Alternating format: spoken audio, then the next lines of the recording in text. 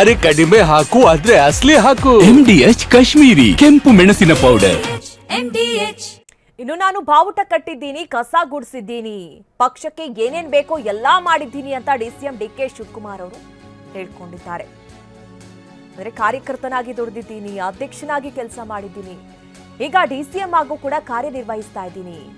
ಭಾಷಣ ಮಾಡ್ಕೊಂಡು ಹೋಗೋ ಕೆಲಸ ಮಾಡಿಲ್ಲ, ಸ್ಟೇಜ್ಗೆ ಬಂದ ಮೇಲೆ ಭಾಷಣ ಮಾಡ್ಕೊಂಡು ಹೋಗಿಲ್ಲ. ಸಿಎಂ ಸಿದ್ದರಾಮಯ್ಯಗೆ ಡಿಸಿಎಂ ಡಿಕೆ ಶಿವಕುಮಾರ್ ಅವರ ತಿರುಗೇಟಿದು.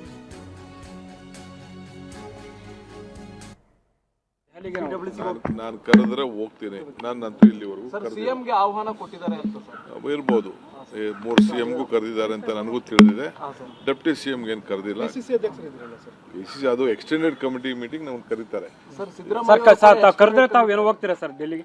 ಕರೆದ್ರೆ ಹೋಗ್ಬೇಕಾಗ್ತದೆ. ಪಾರ್ಟಿಯವ್ರು ಕರೆದ್ರೆ ಹೋಗದೇ ಇರಕ್ಕೆ ನಾನು ಕರೆದ್ರೆ ಹೋಗ್ತೀನಿ. ನಾನಂತೂ ಇಲ್ಲಿವರೆಗೂ ಸಿಎಂಗೆ ಆಹ್ವಾನ ಕೊಟ್ಟಿದ್ದಾರೆ ಅಂತ ಇರ್ಬೋದು. 3 ಸಿಎಂಗೂ ಕರೆದಿದ್ದಾರೆ ಅಂತ ನನಗೂ ತಿಳಿದಿದೆ. ಡೆಪ್ಟಿ ಸಿಎಂಗೆ ಏನು ಕರೆದಿಲ್ಲ. PCC ಅದು ಎಕ್ಸ್ಟೆಂಡೆಡ್ ಕಮಿಟಿ ಮೀಟಿಂಗ್ ನಮ್ಗೆ ಕರೀತಾರೆ. ಕರೆದ್ರೆ ತಾವು ಏನೋ ಹೋಗ್ತೀರಾ ಸರ್ ಡೆಲ್ಲಿಗೆ? ಕರೆದ್ರೆ ಹೋಗ್ಬೇಕಾಗ್ತದೆ. ಪಾರ್ಟಿಯವ್ರು ಕರೆದ್ರೆ ಹೋಗದೇ ಇರಕ್ಕೆ. ಇನ್ನು ಸಿಡಬ್ಲ್ಯೂಸಿ ಸಭೆಗೆ ಸಿಎಂ ಸಿದ್ದರಾಮಯ್ಯ ಅವರಿಗೆ ಆಹ್ವಾನವನ್ನ ನೀಡಲಾಗಿದೆ.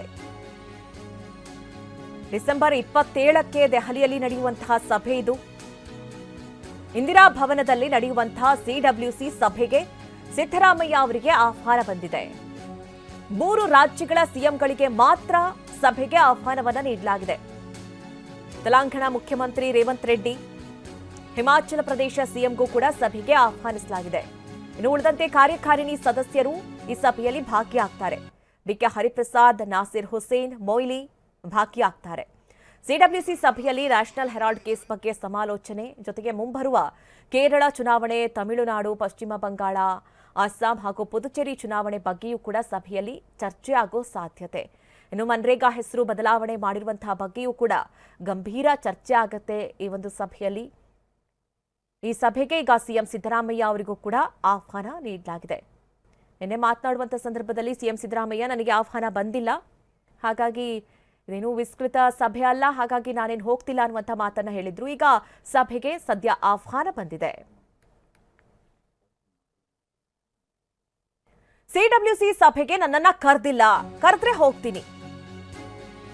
ಇದು ಡಿಸಿಎಂ ಡಿಕೆ ಶಿವಕುಮಾರ್ ಅವರ ಮಾತು. ಎಐಸಿಸಿ ಅಧ್ಯಕ್ಷ ಖರ್ಗೆ ಭೇಟಿ ನಂತರ ಡಿಸಿಎಂ ಡಿಕೆ ಹೇಳಿಕೆ ಕೊಟ್ಟಿದ್ದಾರೆ. ಸಿದ್ದರಾಮಯ್ಯ ಸೇರಿ 3 ಸಿಎಂಗಳನ್ನ ಈಗ ಈ ಸಭೆಗೆ ಆಹ್ವಾನಿಸಲಾಗಿದೆ.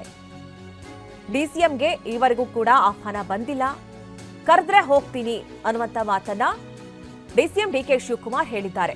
ಇವತ್ತು ಎಐಸಿಸಿ ಅಧ್ಯಕ್ಷ ಮಲ್ಲಿಕಾರ್ಜುನ್ ಖರ್ಗೆ ಅವರನ್ನ ಭೇಟಿಯಾದ್ರು ಡಿಸಿಎಂ ಡಿಕೆ ಶಿವಕುಮಾರ್.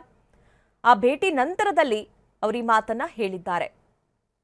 ಒಂದ್ ಕಡೆ 3 ರಾಜ್ಯಗಳ ಸಿಎಂಗಳಿಗೆ ಮಾತ್ರ ಆಹ್ವಾನ ಅಂತ ಹೇಳಲಾಗ್ತಾ ಇತ್ತು, ಮತ್ತೆ ಕಾರ್ಯಕಾರಿಣಿ ಭಾಗಿಯಾಗ್ತಾರೆ. ಒಂದಷ್ಟು ಚುನಾವಣೆ ಕುರಿತಂತೆ ಚರ್ಚೆ ಆಗತ್ತೆ ಈ ವಿಚಾರದಲ್ಲಿ ಅಂತ. ಈವರೆಗೂ ಕೂಡ ಡಿಸಿಎಂ ಡಿಕೆ ಶಿವಕುಮಾರ್ ಅವರಿಗೆ ಈ ಒಂದು ಸಭೆಗೆ ಆಹ್ವಾನ ಬಂದಿಲ್ಲ. ಒಂದ್ ವೇಳೆ ಬಂದಿದ್ದೆ ಆದ್ರೆ ನಾನು ಹೋಗ್ತೀನಿ ಅನ್ನುವಂತಹ ಮಾತನ್ನ ಡಿಸಿಎಂ ಡಿಕೆ ಶಿವಕುಮಾರ್ ಹೇಳಿದ್ದಾರೆ. ಎಐಸಿಸಿ ಅಧ್ಯಕ್ಷ ಮಲ್ಲಿಕಾರ್ಜುನ್ ಖರ್ಗೆ ಭೇಟಿಯಾಗಿದ್ದಾರೆ ಡಿಕೆ ಶಿವಕುಮಾರ್. ಸದಾಶಿವನಗರದ ನಿವಾಸದಲ್ಲಿ ಖರ್ಗೆ ಭೇಟಿಯಾಗಿ ಒಂದಷ್ಟು ಕಾಲ ಮಾತುಕತೆ ನಡೆಸಿದ್ದಾರೆ. ದೆಹಲಿಯಲ್ಲಿ ವರಿಷ್ಠರ ಭೇಟಿಗೆ ಪ್ರಯತ್ನಿಸಿದ್ರು ಡಿಸಿಎಂ ಡಿಕೆ ಶಿವಕುಮಾರ್ ಅವರು. ಆದರೆ ಕಾರಣಾಂತರಗಳಿಂದ ರಾಹುಲ್ ಗಾಂಧಿ ಅವರನ್ನ ಭೇಟಿಯಾಗುವುದಕ್ಕೆ ಸಾಧ್ಯವಾಗಿಲ್ಲ. ಹೈಕಮಾಂಡ್ ನಾಯಕರ ಭೇಟಿಯಾಗದೆ ವಾಪಸ್ಸಾಗಿದ್ರು. ಸದ್ಯ ಬೆಂಗಳೂರಿನಲ್ಲೇ ಇದ್ದಾರೆ ಖರ್ಗೆ, ಹಾಗಾಗಿ ಅವರನ್ನ ಭೇಟಿಯಾಗಿ ಮಾತುಕತೆ ನಡೆಸಿದ್ದಾರೆ ಡಿಸಿಎಂ ಡಿಕೆ ಶಿವಕುಮಾರ್. ನಾವು ನೋಡ್ತಾ ಇದ್ದೀವಿ, ಕಳೆದ ಕೆಲ ದಿನಗಳಿಂದಲೂ ಕೂಡ ಡಿಸಿಎಂ ಡಿಕೆ ಶಿವಕುಮಾರ್ ಅವರು ಆಗಾಗ ದೆಹಲಿಗೆ ಹೋದ್ರು. ಅಲ್ಲಿ ಹೈಕಮಾಂಡ್ನ ಭೇಟಿಯಾಗುವಂತಹ ಪ್ರಯತ್ನಗಳು ಕೂಡ ನಡೀತು. ಆದರೆ ಅಲ್ಲಿ ರಾಹುಲ್ ಗಾಂಧಿ ಅವರನ್ನ ಭೇಟಿಯಾಗೋದಕ್ಕೆ ಸಾಧ್ಯವಾಗಲಿಲ್ಲ. ಹೀಗಾಗಿ ಅವರು ವಾಪಸ್ಸಾಗಿದ್ರು. ಅವರು ಯಾವ ವಿಚಾರದ ಕುರಿತಂತೆ ಮಾತನಾಡೋದಕ್ಕೆ ಮುಂದಾಗಿದ್ರು, ಆ ವಿಚಾರಕ್ಕೆ ಸಂಬಂಧಪಟ್ಟಂತೆ ಇವತ್ತು ಒಂದಷ್ಟು ಮಾತುಕತೆ ನಡೆದಿದೆ ಖರ್ಗೆ ಅವರೊಟ್ಟಿಗೆ. ಇವತ್ತು ಮಲ್ಲಿಕಾರ್ಜುನ್ ಖರ್ಗೆ ಅವರ ಸದಾಶಿವನಗರದ ನಿವಾಸಕ್ಕೆ ಭೇಟಿ ಕೊಟ್ಟರು, ಒಂದಷ್ಟು ಕಾಲ ಮಾತುಕತೆಯನ್ನ ನಡೆಸಿದ್ರು. ಅದಾದ ಮೇಲೆ ಸಿಡಬ್ಲ್ಯೂಸಿ ಸಭೆಗೆ ನನಗೆ ಆಹ್ವಾನ ಬಂದಿಲ್ಲ, ಬಂದ್ರೆ ಹೋಗ್ತೀನಿ ಅನ್ನುವಂಥ ಮಾತನ್ನ ಹೇಳಿದ್ರು.